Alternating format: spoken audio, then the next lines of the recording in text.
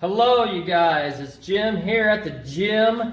Jim Peterson. I'm the Director of Personal Training at the Fitness Center, and I am a certified personal trainer. I created a fantastic workout for you today. They're all fantastic. We're trying to work on some muscle and some power and strength to help you keep that strength that you've been working on. So today we're going to do iso pre-fatigue in our workouts. It's going to be full body, legs, chest, our back.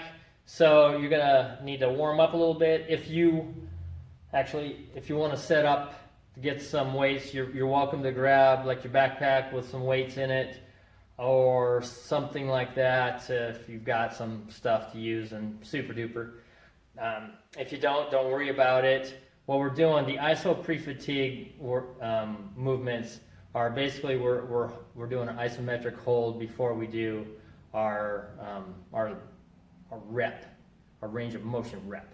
Okay, so that's what our iso pre-fatigue is for today. So since we're doing our legs and our back and our chest, if you're not warmed up yet, do some real good sumo stretches. Good wide squat, stretch, do 15 to 20 of them or a minute or so. Do a minute of jumping jacks.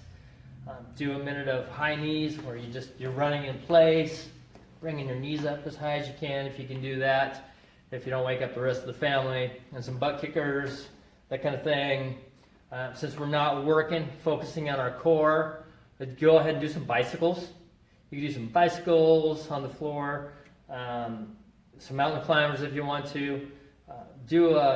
Warm up your chest a little bit, so you could do a couple of push-ups and variations to get yourself moving. You can do some arm swings, whatever you need to do to get warmed up. Do all that stuff, and we'll use probably the table, or if you have your stick to do a pull-up type motion with.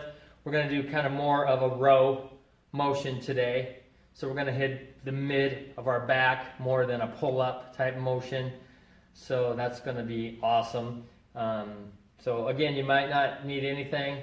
Make sure you just have the table available. But if you want to do some rowing where you want to grab a couple of chairs and put a stick over the top of the backs together and have your hands right by those guys, you could do a row off the floor and have your feet up or whatever your ability is.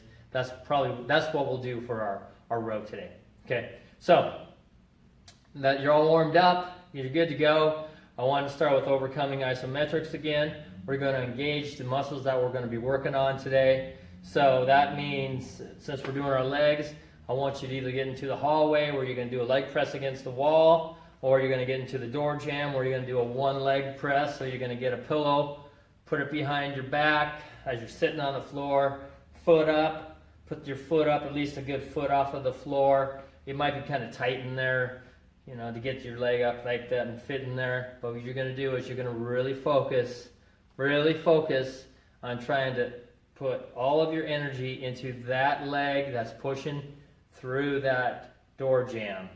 And so you're going to engage everything as hard as you can, as if you're going to move that thing. That means you're going to be pushing so hard, you're probably going to be holding your breath, and you're going to be counting in your head to 6 seconds. And then you're going to rest and take a 10-second rest, and you're going to do 6 seconds of pressing again. You're going to do a total of 6 sets of this, I guess. So 6 sets of this on each leg. If you're doing your 2 feet together in the hallway, you're doing them together, so obviously you only need to do that one round of 6 sets on that guy because you're getting both legs. Then we're going to do our chest. So we're going to squeeze our pecs together. You're going to get up against something where you're going to have your arms straight out from your shoulders, and you're going to squeeze it together. So in my house, I got a couple of doorways that are kind of closed, so I can get my hands about that far apart. Otherwise, you're into the door jamb, which are about that far apart, and you're just doing that same thing. You're squeezing as hard as you can. You're focusing on your pecs, engaging everything to try to squeeze that thing together. 6 seconds on, 10-second rest. Do 6 of those. And then your back, you're going to get on the floor, you're going to grab that inside of that door jamb, you're going to press it in. Other side, you're going to press it, you're going to try to pull it towards you, so you're going to do a row motion. And again, you're going to do 6 of those guys on each side. 6 seconds on, 10-second rest. And then we'll get to our iso pre-fatigues. So our iso pre-fatigues, we're going to start with some kind of a leg exercise that you can do.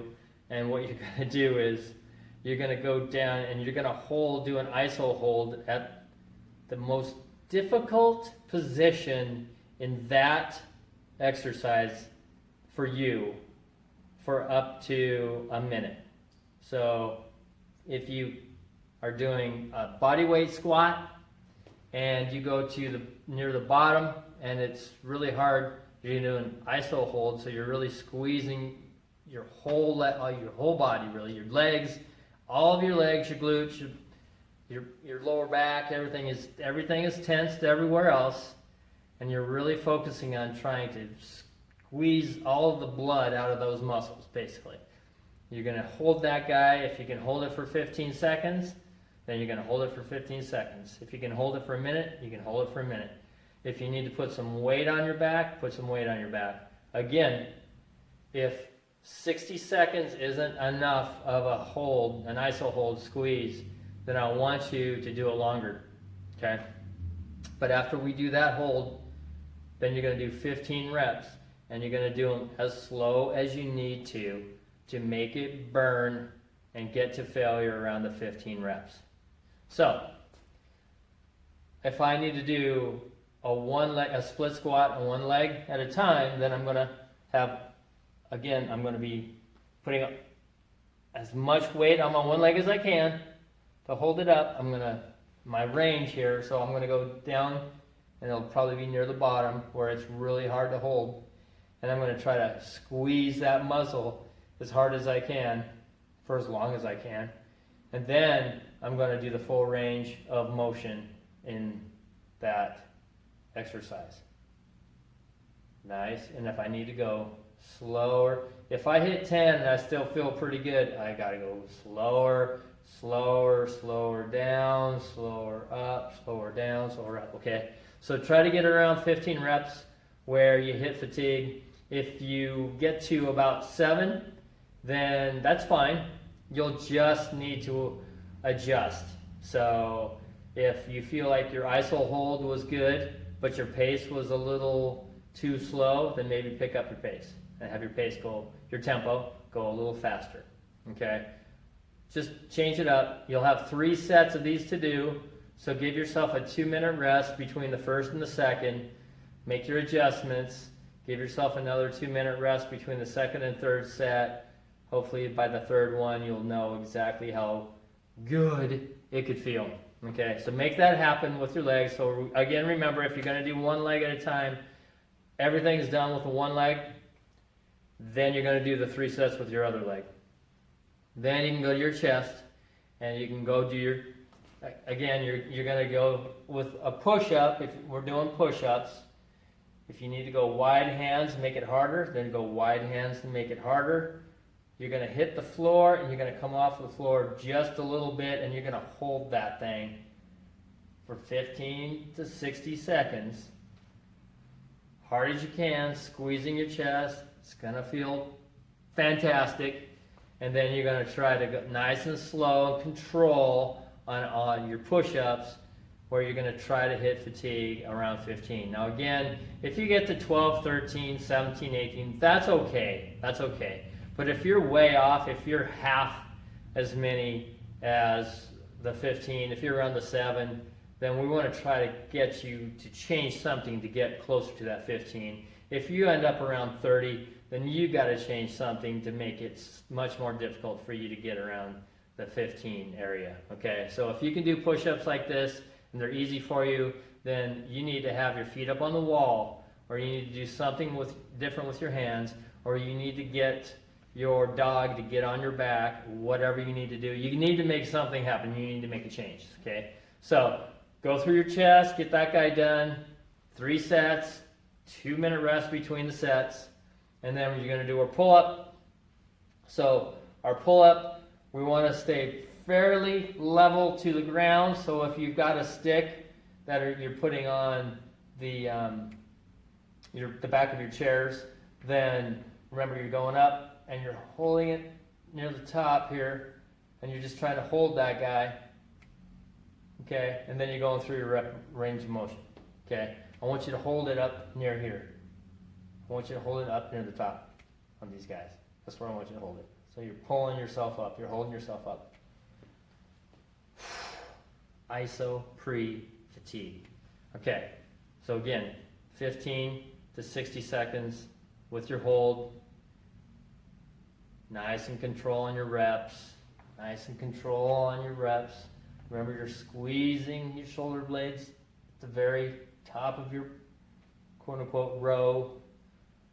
Same with your push-up. If you're gonna, what you want to do when you're doing your push-ups, keep that, try to focus on your shoulder blades being nice and taut as well. Okay, so you're gonna do those guys, you're gonna get those done, and then we're gonna go to our 3 minutes of loaded stretching. I know you love these. They're fantastic. Again, so we're near the bottom of either our squat or our split squat or sissy squat, however you want to do it, where you're going to have as much pressure on that one leg or both legs as you can. Near the bottom of our squat is where you're going to have this guy, and you're just going to try to focus on squeezing all the blood out of your muscles as long as you can. We're doing a total of 3 minutes like this. You got 2 to 4 sets to be able to get it done. So if you know yourself by now, then you'll know that maybe you could just do your squat with 2 feet down there, as long as you're trying to squeeze everything out of them.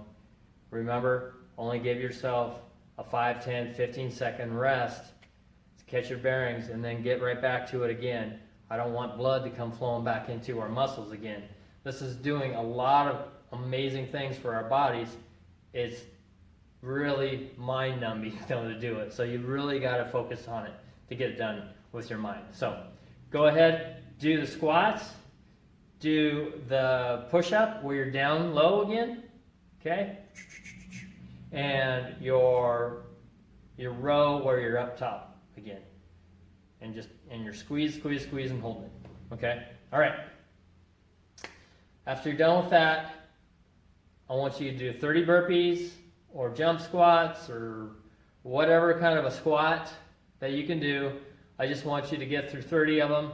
You can break them down any way you want if you need to do them in 4s or 5s or 6s or 7s. I don't care. Whatever you need to do. If you can do them all at one time, fantastic. So get through those guys. Just do 30 of those for a finisher. And then your option, again, is which is ideal, we want to get your heart rate up. And the more intense you could do this at the end, the better is to get outside and do some runs up and down the block. So get outside, do a sprint down the block, sprint back. You can call it a sprint. It could be the fastest that you can run at that point in your life, okay? We call that a sprint. So go out, try to do at least 4 sets of sprints. If you're just into the bodybuilding and the strength of this guy, still do it, but you'll only need to go maybe 20, 30, 40, 50 yards, and then stop, and then get your bearings, and then come back and stop, get your bearings, go back. Do 4 sets of them. If you're more into the endurance and losing weight, the fat loss, then do a fast run, as fast as you can do, for a 1/4 mile, which would be all the way around a regular block, should be about a 1/4 mile, okay? I know a lot of us don't live in normal blocks. I know I don't.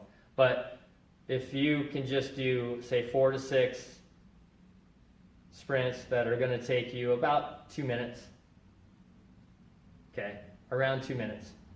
Just run as fast as you can. Stop, get your bearings, your heart rate back down to 120, 130. It doesn't feel like it's pounding in your head again.